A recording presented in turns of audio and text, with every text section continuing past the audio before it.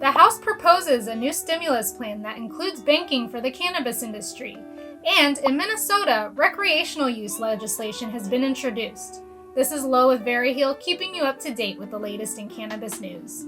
The House of Representatives' new stimulus plan for pandemic relief includes the Safe Banking Act for the cannabis industry.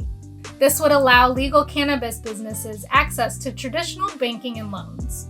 While the bill proposes more financial assistance for impacted businesses, it's unlikely that any businesses in the cannabis industry will be eligible for any funds.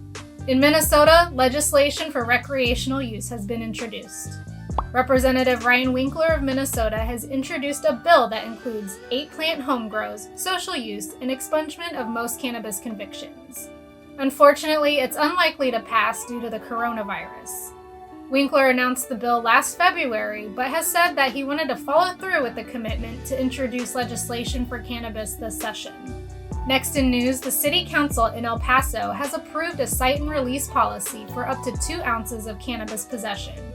El Paso already has a first chance program that allows first-time offenders to avoid jail time by paying a $100 fee and serving 8 hours of community service. These programs are meant to keep offenders out of jail, but still held accountable for their crimes.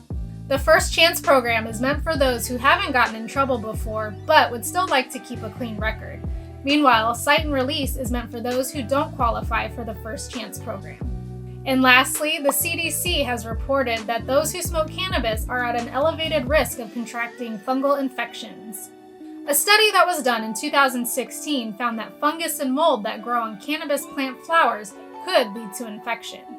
The likelihood of getting fungal infections in the mouth and lungs is extremely low for both non-users and users, but they're not completely without risk. Researchers warn that though risk is extremely low, it can still cause substantial illness and potential death, especially for those who are immunocompromised. This is yet another reason why cannabis reform is dire. Always know where your products come from, whether you are a legal or non-legal user.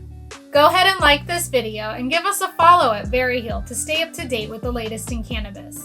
This is Lo, signing out.